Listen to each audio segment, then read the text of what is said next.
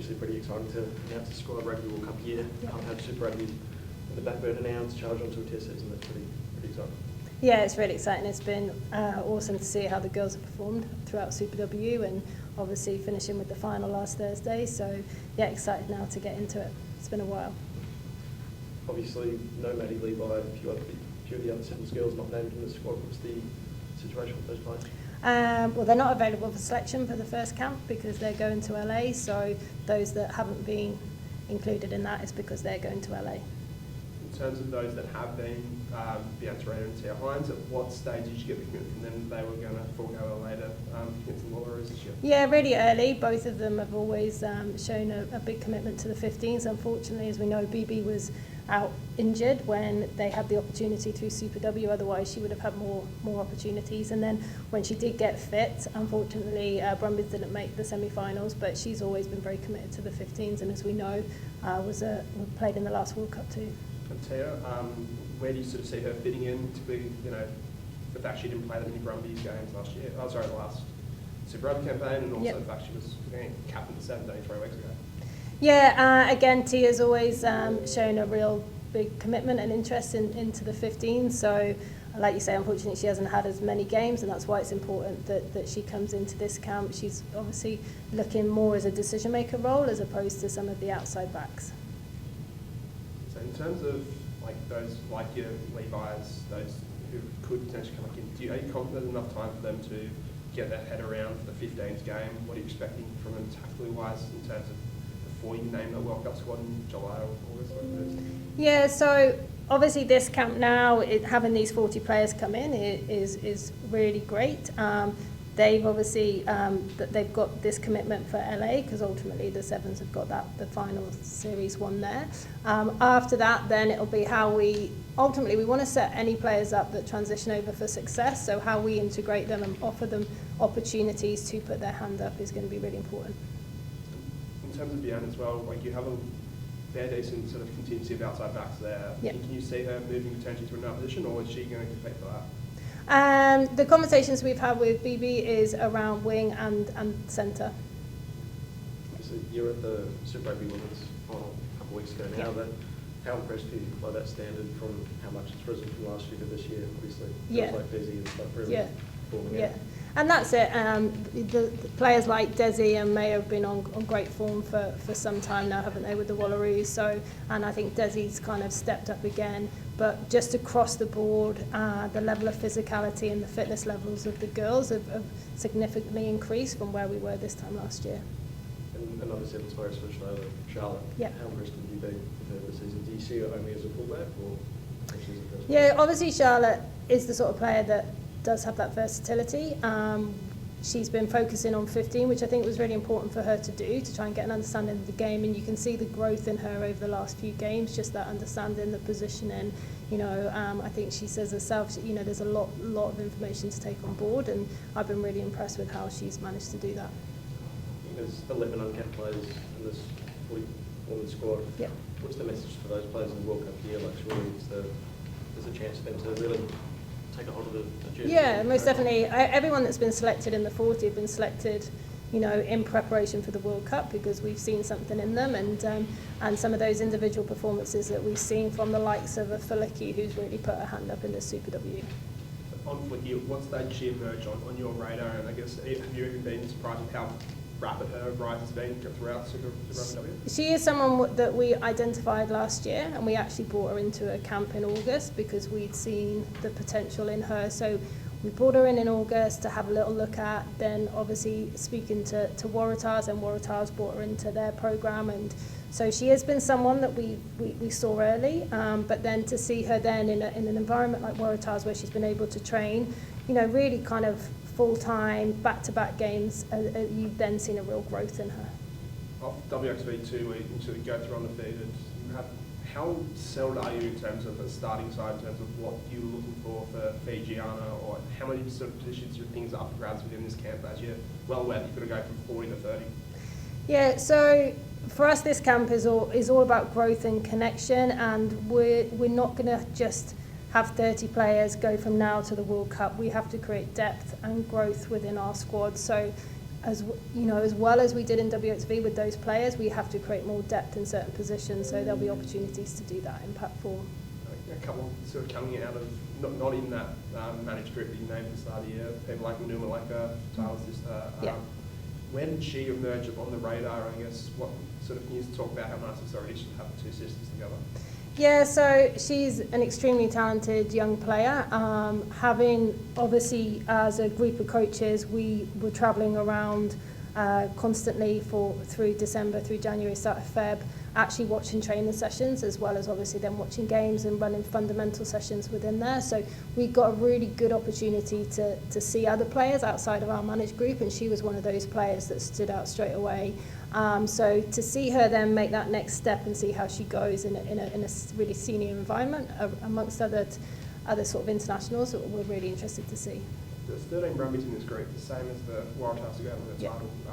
What was it about the Brumbies' style? Something about the Brumbies' style, something about the way they played that sort of made you to be captain them, even though they missed the finals? Yeah, I think they were super unfortunate to miss the finals. Like, it wasn't, every game came down to some really tight decisions, didn't it? So it wasn't that they weren't playing well, but individually, we've seen some players down their transition positions. So people like Kat and Martha, they've transferred and they've gone to the front row. So they're players then that have kind of put their hand up that were sort of not on the radar as much last year. How big a difference do you think those 7 players could make in your squad throughout this year? I think for us it's just the depth that it allows us to create. So we know that we've got a strong backline that have been performing well. So, when you look at Maya, Desi, G-Fred, these players and C. Smith, they're strong players for us. So, but actually what it does is allow us to create some depth in sort of areas that we've not had it previously. If a team was picked today, would Charlotte Castley be in it? Like, is she thereabouts for selection? Anyone that's coming into the 40 is there and thereabouts in terms of selection. How we see them perform together when they're in camp will be really key. And someone like Maddie Levi, when do you feasibly see her potentially being available to play a test if she's been available? So post LA is when she will become available, but ultimately we want to make sure we're setting Maddie up for success. So just bringing her straight in to play a test match without any real 15s exposure or experience, because obviously unfortunately she missed out the Super W, wouldn't be fair on her. So if we're bringing her in, we need to give her opportunities to train with the group first. And with the group you've got, what is your expectation of the World Cup in terms of how Australia can perform? What's your bar you're looking at? Yeah, we know that the pool we're in is a challenge, and the USA game is a critical one for us. So ultimately, us making sure we get out of the pool, and then we've got a real chance of getting into the top 4. What are the 3 to 4 biggest areas that Wallaroos have to improve in the next year, so the next 3 to 4 months leading up to the World Cup? Yeah, so for us, what's been a real focus since we came back from WXV is around our absolute fundamentals. So we can have the best systems in the world, but that kind of individual tackle tech, the ability to catch pass under pressure, our groundwork, these are just the fundamentals. And it sounds really simple, but that's been our absolute big focus. And then going into this camp, it's then around the connection of the group. It's been a while since November, since we came together. So how we connect as a group and get those connections on and off the field are really important for us. And just the set piece, we always come back to the Tyler's back three and Georgina and 13, but throughout the Super W line-out was continually an issue. What are a couple of areas being addressed for more and line-out? Is that going to be more focused than any other area? Yeah, so we know obviously how key set pieces. We can have all these amazing backs, but we've got to win the ball first. So Sam, obviously our forwards coach, has been putting an awful lot of work into that behind the scenes and already having conversations previously with our line-out leaders. We're creating more depth around that front row. We've obviously got someone like Felicki coming back in. We've got Bree from Reds who's returning. So we've got more depth in that front row than we had this time last year with the players that have come through, which allows us to really train and put ourselves under more pressure in training situations as well.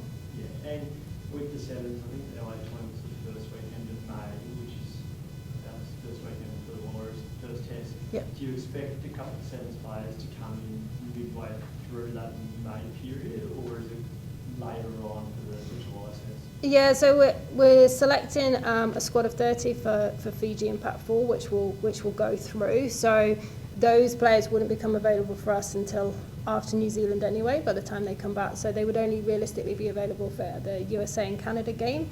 Obviously, we have to pick our 30, but what we can do is pick 6 players outside of that group to potentially come in if there are injuries. And winning momentum, I know coaches don't always like to say, well, you know, we're going to win, but momentum's pretty key in World Cups. Like we saw in 23 with the men, that Yep. they had no momentum. Tom asked about expectation, like what would winning do for Wallaroos group going forward? Yeah, we can see the confidence that it built through WXV. So this was a team that, you know, had never won like kind of 3 games on the bounce before. So you could see how the girls, the confidence, they were such a talented group of players, and with confidence you started to see what they could produce at WXV. So yeah, as much as Pac-4 is about growth and connections, we've then got the opportunity to play an A game, and then we've got the 2 Wales tests, and I think that when it becomes really critical just outside of World Cup, that we go into the World Cup on the back of wins. On here, that injury list as well, Piper, Sam Wood, and don't know, just escaping me right now, that could be about Breakaway. Is there a timeline on when they expect to be fit in terms of when the sort of scan for World Cup? Yeah, so the 3 of them we're looking in and around June and towards the back end of June, so there is still opportunities for them to return to the squad if they, you know, obviously if they hit all their timelines and get fit. So that player like Shalom, I understand she's sort of signed with the Broncos, but was there a case where you tried to sort of chat to her about maybe getting her out of that deal? Like, was it just too far gone at this stage? My understanding were conversations around that level were had, but ultimately she made the commitment to leave. And Jo, in New Zealand this morning, Portugal with her coming over test retirement to play for Black Ferns. Yeah. How big is that for the women's game, and also how big is that for Black Ferns?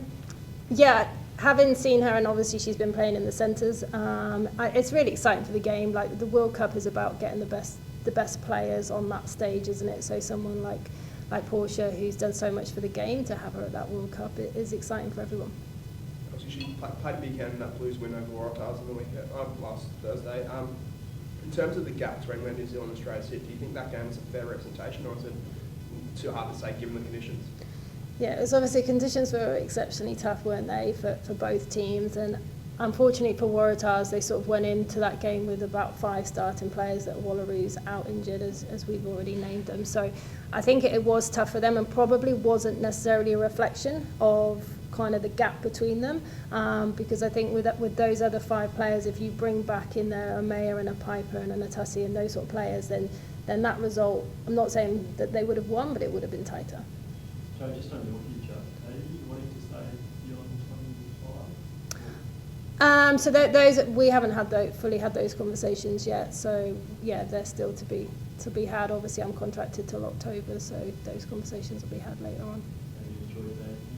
You'd like to stay? Oh look, I absolutely love working with this group of players, and to see the growth in them and the diversity in them and how much they've improved, and the staff has been amazing. Do you think the players who are 15s players exclusively will welcome the 7s girls with open arms, or do you think there is a little bit of attention and looking over their shoulder at what they could bring coming? No, I think on the whole, because we've been really transparent through this whole process, it's not like all of a sudden we're just bringing them in. We've been really clear with the players throughout all of this. So they recognise that for us to be successful, we want to take the best players to the World Cup, and if they're part of that squad, then they're part of that squad. And I think that's been seen as a real positive thing. And what it's done is, with regards to the depth of the squad, even just knowing that those players are putting their hand up, we've seen real growth in our girls, because it's like the competition for places is there. We've seen real improvements in a lot of our backs in terms of their S&C scores and their Broncos and all that kind of stuff. So what it's done is, when there's competition for places, it pushes people, which we've seen. And Joe, is there any kind of outside figures that have come in to the room? Has Schmidt been around the door? Will he be around? I mean, Adrian came in a bit last year. Yep. Is anyone else out of the official squad that might join? Yeah, so, well, like, firstly, Joe's always been really good, like, real open door policy. So I've gone in and had conversations with him around kind of camps and players, and we've chatted through stuff, and he's been really, really good. Andy will have a role, and he will continue to come in through camps, kind of supporting us as coaches in terms of overseeing and feeding back. And I think that's really important, to have somebody to be able to support us as a group and to challenge us as we go through as well. Just back to Charlotte Caslick quickly, will she only play fullback, or is there a chance of seeing the centres? We're still open to that, so we'll see how she goes when she comes into camp. Oh, jump on Zoom, sorry, there's just a couple on here. Alice, can you hear me? I can, but I can't really hear Jo over this audio. Okay. So I'm just conscious, I'm really sorry. I might repeat what has already been put in the room. So after my for that. Kia ora, Jo, my name is Alice. I write for whoever over here in Aotearoa. Also have a podcast where we talk about women's rugby because we love it. I guess my main question for you in relation to this squad is, you in comparison to the other Pacific Four nations, you've got 7 tests ahead of the World Cup. New Zealand's only got 4, USA's 5, so is Canada. You know, what is it, I guess, in putting this full pack schedule together, what is it that you think that this time on the grass together is going to give you that perhaps Kansas won't? Yeah, just from even the experiences of last year and how the girls through Pat 4 and then we had the camps together and then come into WXV, the growth in the girls was massively key. As we know, we don't play enough games here. There's not enough games in Super to really challenge the players. So the more games we can get, competitive games we can get, the better, because we're competing against teams from the Northern Hemisphere that are coming off the back of, you know, a really intensive Prem season where they get a lot of games. So we need to be able to make sure we're creating opportunities for our players as well. And in terms of creating those opportunities, you know, I know that there's 11 uncapped in the squad. They named like 9 around this time last year and 3 before WXV. You love pulling these newbies in. It's exciting to see, but tell me, I guess, what your thinking is behind building this new wave of potential Wallaroos. I think as we saw last year with the number of we had early injuries, which, you know, and the likes of a Chance and an Addy and those players were out injured when I came in, so we had to obviously increase depth there, and then throughout the year we picked up other injuries. So I think recognising that depth is massively key, so making sure that these players get the exposure, so if they're called upon, and that really helped us out in WXV. I think if you take somebody like a Boo, who, you know, Piper had been playing 8, Piper was injured, Boo came in and she absolutely smashed it there, so which was great to see. Fantastic. And I guess, you know, all eyes are on the Rugby World Cup in your homeland. Very exciting, obviously. But before that, we've got the Pacific Four Series. It hasn't been a great tournament for the Aussies, historically, but I guess what is it that you want to see from your team over the next few weeks in this tournament? Yeah, for us is highlighted, like just the growth of the squad and opportunities to connect as a group is really key at this point going into the World Cup. Yeah, okay, and last one from me there is here in New Zealand, we talk a lot about the pressures of NRLW. I can only imagine they're more intense for you fine folk over the ditch. So I'm wondering around, is that a challenge that you kind of have in the back of your mind when you're putting these contracted lists together? And I guess, how do you tackle that knowing that we don't have the same resource, I guess, to fight for contracting power? Yeah, look, it is challenging, and I know we brought up earlier players like Shalom when they're playing so well in Super W, but ultimately, from my perspective, you know, I know who's available and who isn't, and it's unfortunate that there are some players that have obviously that aren't available to us, but the big focus is obviously on who is. Yeah, beautiful. Thank you so much, Jo. Appreciate it. Thank you. Brit, do you have anything? Hey Jo, sorry for probably asking something that's already been asked as well, can't really hear too much, but in terms of depth in your forward pack, the back row especially, are you happy with, I guess, calling up these younger groups and what you're seeing in Super W to really replenish, you know, missing out on Piper Duck yet again? Yeah, look, it's been the back row has been challenging because other players like a Tamika and a Chioma that have also performed well are also injured around that back row. So the depth there wasn't as strong as it was maybe a few weeks ago, having lost those players to injury. But like I say, it's an opportunity for other players to come in, and we've seen how other players have taken their opportunity before. That's all for me. Thank you. Thank you. Thanks, Jo. Cool, thank you. Thanks, Jo, appreciate it. Thank you. Cheers. Jo, just talking about Caitlin Leaney, she obviously was in England playing. Yep. How beneficial do you think that is for her game? I think it's been really beneficial. She was leading the line out over there, so the experiences that she's gained from being there, leading a line out in amongst other international players has been huge, and you can see that in her confidence and growth since she's come back.